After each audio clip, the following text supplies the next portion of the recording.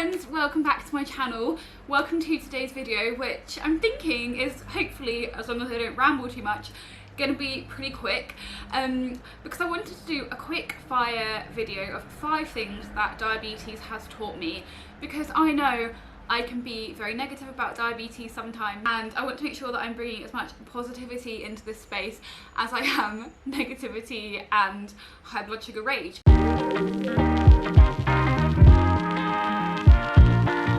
Let's just dive in with the first thing that diabetes has taught me, which is patience. And granted, I'm not saying I've completed all of these things that diabetes has taught me. I'm definitely not the most patient person in the world. I definitely have times when I'm very impatient with my diabetes. But things like having to wait for insulin to kick in before, when you're like trying to bring down a high blood sugar and you want to rage bolus, and you just have to be patient, sit back, try to relax, like let what will be, and just let things work in their own time. It's something that I've been really working on, and it can really help in like other aspects of life when I'm naturally a very impatient person. I want things done now, I want things to happen when I want them to happen, and literally most of the time in life that's not going to happen. So kind of learning to take a step back and be patient. Even things like transitioning to the pump. If you've seen my last video, I talk openly and honestly about how it's a much longer process than I expected, from going from like having to have a period of bad blood sugars while you adjust before you get to like the sweet good stuff at the end, when everything is all sorted out and you're in tune with your pump and your ratios and all the different strategies. That transition period is a lot longer than I thought, and I've really learned to kind of take a step back and think like, wow, okay, this isn't going to be like instant gratification, because what is with diabetes, it's all about the efforts you put in over time. And so yeah, trying to be more patient and channeling that into daily life. The second thing, which is kind of linked to patience, is resilience. I think this is like solid across the board. Diabetes has probably made us all a lot more resilient, because things will go wrong no matter what you do. Even if you eat the perfect diet, have the perfect exercise schedule, have your basal rate settings on point, have your carb ratios down, always pre-bolus exactly the right amount of time as you're supposed to, do everything perfectly, which is very impossible if you're living a normal life to be perfect all of the time, things will still go wrong.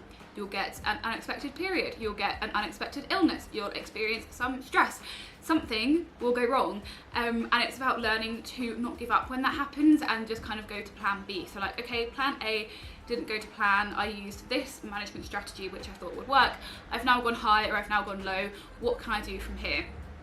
And yeah, like I said, there are a lot of bad days with diabetes. If you've seen my most recent vlog, I had a very bad day on the pump when my reservoir failed and I was having extremely high blood sugars, and I got very frustrated, and I did just want to give in at that point. I did just want to be like, right, no, pump's not for me, like it's too stressful, I'm just going to go back to pens, even though I know in the long term the pump is massively going to help me. And you just need to like learn to keep going and keep pushing. And I really have become a much more resilient person just in general. Even things like my career, I always wanted to work in the fundraising industry. When I graduated uni into the global pandemic, there were no jobs in the charity sector whatsoever, so I got myself a job as a real estate agent, and I did that for a while. And even though like that was a stable, secure job, I knew what I wanted to do was to be in the charity sector, so I kept doing applications. I did over 100 job applications before I got the job that I'm in now in the charity sector in fundraising. And I think diabetes has taught me to just keep going, even if you get into a situation when you're comfortable, like I was when I was an estate agent. It's not my dream, it's not what I wanted, and so you just have to keep plugging away at those goals. And with my diabetes, my goal is to have 85% in target range, all that, like every day. Like that's my goal, to be like, my overall is 85%. Some days I'd love to be near a 90, and obviously some days are going to be nowhere near 85%, but that's my goal, and right now I'm not there. So I'm going to keep working at my diabetes and my management strategies until I get to that goal. The third thing being a type 1 diabetic has taught me is to respect my body and take care of my body. You never know what your body is going to throw at you. Type 1 diabetes comes completely out of the blue for most people, and it just gets chucked on you and you have to deal with it. And it's not just about managing insulin and carbs. Every other aspect of our health can influence our diabetes. So I have learned to see my body and my health as one whole big unit, and I want to take care of every single part of that unit as much as I can most of the time. Obviously there's going to be weekends when it's like I don't care, like I'm going to have a good time and I'm going to eat nothing but cake and I'm going to drink a lot of vodka and not care about it all, but that is like a very small minority of the time, and most of the time I want to live in a healthy body that's going to carry me through to a ripe old age and see me through life. And so I look after myself. I do weight training in order to build myself a strong body, not to look a certain way. I do some cardio in order to look after my cardiovascular health, and I don't just mean like running in sprints, like walking, it's important. I eat majority like whole foods and fuel my body in order to give my body the nutrients it needs to thrive. I look after my sleep schedule and make sure I get enough sleep to rest and recover and help to regulate hormones. There are so many different aspects of our health, and I've really learned that not only do they all impact my diabetes, they impact my whole life, because the better I feel and the healthier I feel, like the more I'm going to enjoy things. So I've really learned to listen to my body and respect it. The fourth thing that being a type 1 diabetic has taught me is responsibility in so many different ways. Firstly, and probably obviously most importantly, is I am responsible for doing the job of a vital organ. I have to take those steps every single day without taking a break in order to live healthily and to protect all of my body and all of my organs and my nerves. And it is up to me. My diabetes team can tell me as much as they want about diabetes. They can tell me different tweaks I can make to boluses and basals and nutrition and exercise. Everyone can tell me what they want, but unless I am putting in that work every single day to implement them, to analyse data, to feed back to them what's happening, to wait that 15-minute pre-bolus time and not inject and eat straight away, to go on that walk to bring down my high blood sugar, I'm the one that has to do it, and it is on me.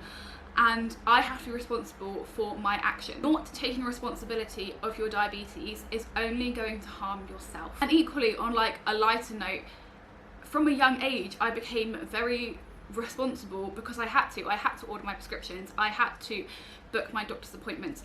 I went to uni and there were so many people that had never even phoned the doctor before for themselves because they had a parent do it, whereas because when my mum passed and my dad worked abroad, I'm at home and I'm still diabetic. Like, the diabetes doesn't go away just because there's a whole situation going on. So I had to do all of that like admin stuff for myself. I had to check my supplies. I had to book blood tests at the clinic. I had to book my clinician's appointments. I had to get myself from school to the hospital.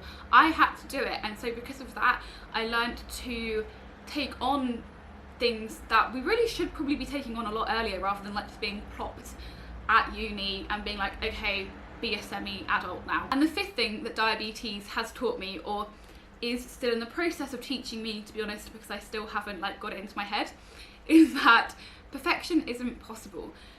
Like I said about resilience, there are going to be bad days, no matter, even if you are the perfect diabetic, hint they don't exist, there are going to be bad days. It is impossible to be perfect with your diabetes. I'm learning that it is impossible to be perfect with anything in life. You can try your best and you can put in the effort and you can take responsibility and do what you need to do in anything, but nothing is perfect. And I'm someone who is very like, I like things to be the way I want them to be. I like there to be an order. I like there to be a plan. And diabetes has kind of taught me that you do have to go with the flow.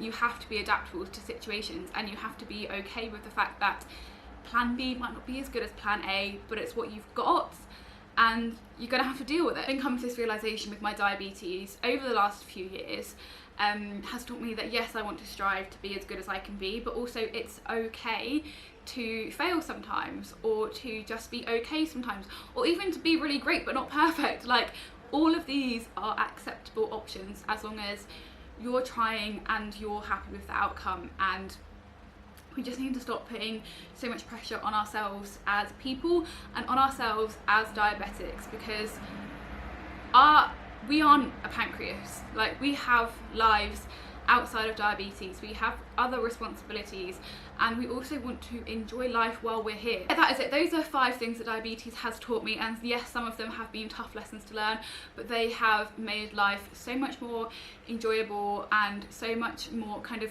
fruitful. Wow, that's cheesy. For me. And yeah, it's just nice to reflect on the things that diabetes can bring to us and help us with, rather than the things that it maybe stops us from doing or makes harder to do.